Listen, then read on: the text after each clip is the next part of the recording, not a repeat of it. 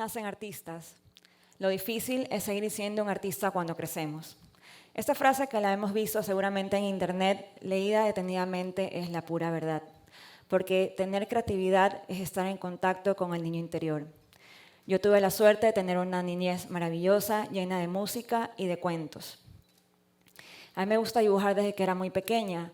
Tengo el recuerdo de mi papá que llegaba a la casa con resmas de papel periódico para que mi hermano y yo pasemos muchas tardes de nuestra niñez dibujando. Cuando estaba en aproximadamente kinder o primer grado, teníamos acceso a una pequeña biblioteca llena de cuentos, pero había uno en especial que me llamaba muchísimo la atención, Teo en barco, del estudio Violeta de Nou. Pero lo que más me llamaba la atención de este cuento era en particular esta página que podía quedarme horas viendo. Me llamaba mucho la atención la cantidad de detalles, los personajes, la posibilidad de poder compartir los espacios en un solo dibujo dentro de un contexto de una imagen. Cuando en el colegio nos decían que recortemos o peguemos, la mayoría de niños recortaban y pegaban, yo siempre preferí dibujar. Y lo hice de una manera muy instintiva, siempre en 3 dimensiones, no entendía por qué. Posteriormente me di cuenta que era la perspectiva. Durante los años 7 a 9 años aproximadamente, tuve clases con la artista y con la maestra de títeres Anita Bonbúfar.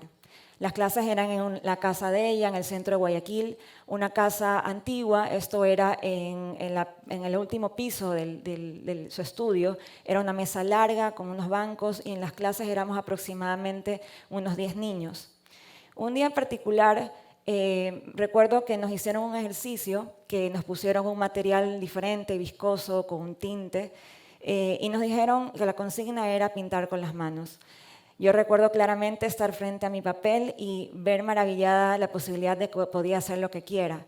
Recuerdo haberle preguntado a Anita si seguro que podía pintar con las manos y nos dijo con una sonrisa que lo hagamos. El resultado fueron estos cuadros parecidos al que está proyectado y esa sensación de libertad, esa diversión es algo que guardo con mucho cariño y que trato de replicarlo constantemente cuando estoy en búsqueda de nuevas técnicas y nuevos materiales. Durante los años 80 y 90 tuvimos una especie de bombardeo de saturación en forma de programas de televisión, en formas de tiras cómicas, que hicieron que a mí se me formule unas preguntas en la cabeza que no tenía respuesta y que todavía no las tengo incluso, y que seguramente parecerán un poco extrañas, un poco infantiles, que seguramente delaten mi edad, pero quiero compartir con ustedes. Que había en el cono de Nubeluz, tal vez algunos incluso ni siquiera sepan que era Nubeluz, era un programa de niños que tenías que participar y te daban este cono. Yo nunca supe qué había dentro, siempre quise saber. La niña del inspector Gadget, no recuerdo el nombre del personaje, pero a mí me fascinaba el hecho que ella tenga este libro lleno de tecnología y yo solamente pensaba cómo podía cerrarlo sin que pueda dañarse nada de lo que estaba dentro. Vicky, la niña robot, que también es un programa prehistórico, que era un programa de una niña robot, pero yo solamente pensaba cómo podía bañarse sin que haga cortocircuito. Los que veíamos el Chavo del Ocho, seguramente sabemos que Kiko nos debía una pelota cuadrada. Cómo hacía Rico McPato para lanzarse a esta piscina llena de monedas sin romperse la cabeza. Y mi favorita era por qué Kevin McAllister, teniendo toda la refrigeradora del Hotel Plaza, solamente tomaba esas 2 galletas. Estas preguntas que aparentemente pueden sonar infantiles, hacen que yo siempre esté constantemente preguntando, con mucha curiosidad, porque creo que el momento que dejamos de preguntar, dejamos de crear. Además de estos programas que tuvimos que nos dieron mucha información, también hubo ciertos personajes que para mí moldearon de alguna forma mi estilo de dibujo. Seguimos en la época de los 80s, 90s, como Siggy y Fido Dido, pero yo puedo admitir que mi mundo cambió cuando yo abrí un libro, el que para mí es el más grande de todos, que es Joaquín Salvador Lavado, o mejor conocido como Quino, autor de Mafalda, que sin duda alguna es la mayor influencia que yo tengo en cuanto a dibujo. En el colegio yo fui la dibujante oficial de absolutamente toda mi promoción. Yo era la asesora no remunerada generadora de tarjetas de Navidad, de cumpleaños, de Día de la Madre o de cualquier evento. Yo era una especie de Hallmark criollo. Algunas veces incluso llamaron a mis papás, en especial a mi mamá, porque me quitaban los dibujos cuando estábamos en clases y tenían que hablar muy seriamente sobre su hija que no deja de dibujar. Lo increíble de todo esto es que a pesar de tener estas claras aptitudes de inclinarme para una carrera relacionada con el diseño o el diseño o la creatividad en general, a mí me encantaba la odontología, yo quería ser bióloga marina, ayudante de Jacques Cousteau, quería ser bioquímica o cualquier rama relacionada con la ciencia. Incluso yo estuve en la especialización de químico-biólogo. Pero todo esto se terminó cuando yo fui a una casa abierta de la Facultad de Medicina y yo ni siquiera pude cruzar la puerta donde estaban los cadáveres. Ahí me di cuenta que lo mío no era eso. Me gradué sin saber, creo que ha sido un problema común a todos los que estamos aquí, no teníamos idea qué es lo que iba a hacer, pero después me di cuenta que lo mío era completamente la arquitectura. Cuando yo fui a mi casa a hablar, contarle a mis papás que quería ser arquitecta, mi papá, que también lo es, solamente sonrió y me dijo: Cristina, tú tenías las aptitudes desde niña. Él, siendo arquitecto, jamás hizo ningún tipo de insinuación para que yo siga esta carrera. Él solamente creyó en mí y lo sigue haciendo. Cuando entré a la universidad, de repente todo tuvo sentido. Ya el dibujo que me acompañaba toda mi vida, de repente lo podía poner en un contexto más real. Empecé a aprender sobre los espacios, entendí por fin la perspectiva, puntos de fuga, la interacción de usuarios. Pero más que nada pude comprender que nosotros como arquitectos somos unos intérpretes de las necesidades de las personas.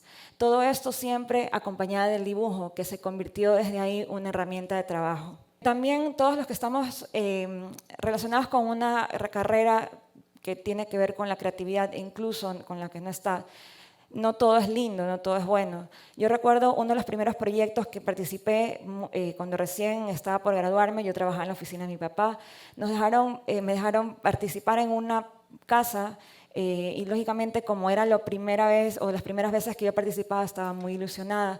Quería dar mis ideas, trabajé en manera muy poca digital, pero básicamente hice todo a mano alzada. Vinieron los clientes, nos reunimos, y el cliente, que era una persona un poco especial, en plena reunión tomó mi dibujo y dijo: para ver estos garabatos me han hecho venir hasta acá. Años después yo trabajé en una empresa, una promotora que tenía un ritmo de trabajo muy alto, yo no tenía mucho tiempo para dibujar, y realmente cuando lo hacía era cuando trataba de desconectarme.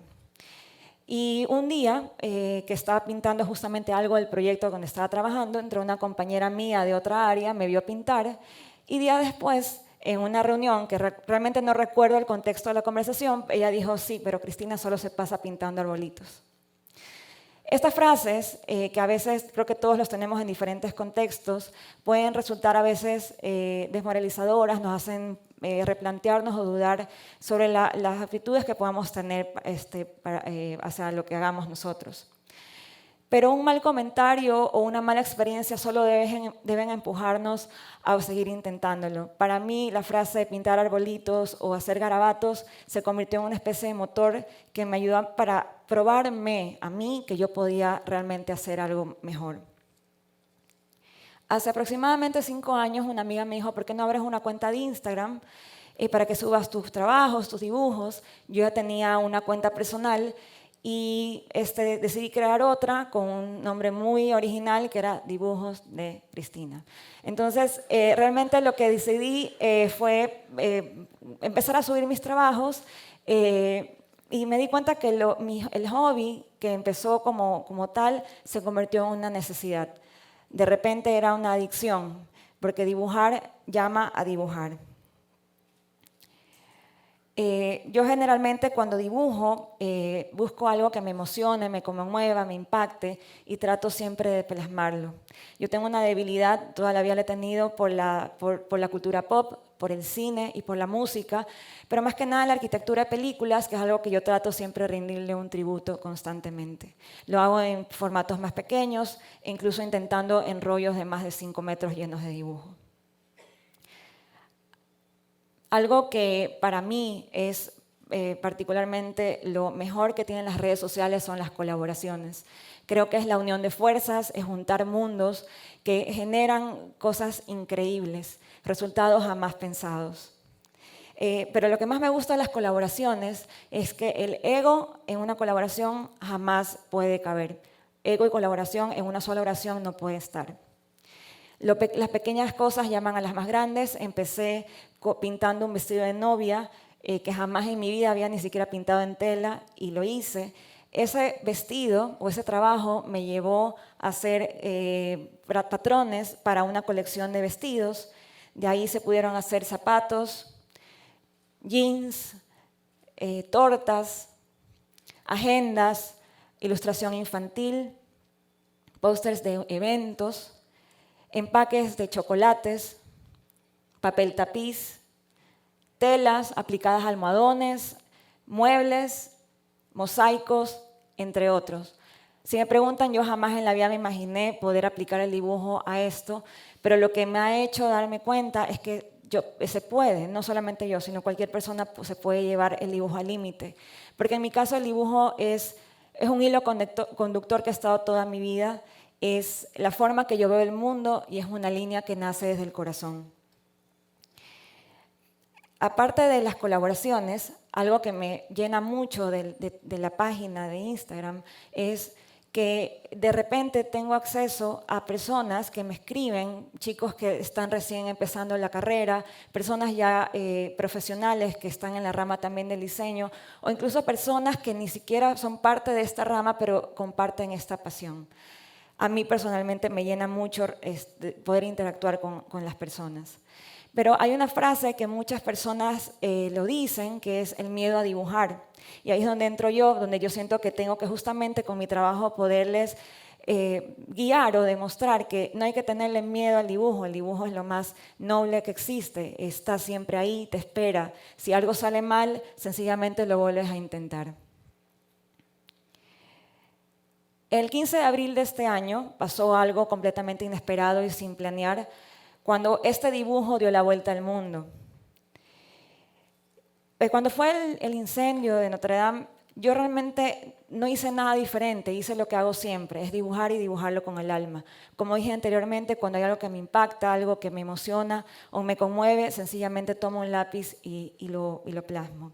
La imagen que se me vino a la cabeza fue de la película donde sale Quasimodo aferrándose a algo querido, que en este caso lo reemplacé por su hogar. Todo esto llevó a una exposición mediática abrumadora que yo no estaba preparada. Durante una semana tuve que multiplicarme para contestar mails, llamadas, atender entrevistas, todo esto sin ni siquiera tener una preparación previa. Cuando yo lo veo en retrospectiva solamente me doy cuenta que lo pude hacer porque estaba rodeada con las personas adecuadas que no me dejaron en ningún momento. Mi mamá tenía una frase poderosísima que hasta el día de hoy yo la sigo aplicando o la trato de aplicar en absolutamente todos los aspectos de mi vida, que es quédate con lo bueno. Lo que pasó el 15 de abril, con lo que pasó ese día, yo me quedo con que muchísimas personas alrededor del mundo tomaron este dibujo, lo hicieron suyo para expresar un sentir general. Yo me quedo con que el deporte, la música y el dibujo, lo reafirmo nuevamente, no tienen lenguaje ni fronteras. Me quedo con que el dibujo es un puente generacional, pero más que nada me quedo que con el dibujo tiene un poder aglomerante y se puede convertir en un imán de emociones. Hay una frase del conductor Conan O'Brien que cuando se despidió de su programa nocturno dijo en su discurso que me gusta mucho, que es: si trabajas duro, eres amable, cosas increíbles sucederán. A mí me gusta mucho esta frase porque creo que es la verdad. Creo que cuando tú trabajas duro y con el corazón, puedes llegar a inspirar, a contagiar a muchas personas. Creo de verdad que cuando tú haces las cosas de corazón, sea tu trabajo el que sea, y lógicamente con mucho esfuerzo, puedes tocar corazones. Pero más que nada, y lo más importante de todo, es siempre hacer lo que te apasiona. Muchas gracias.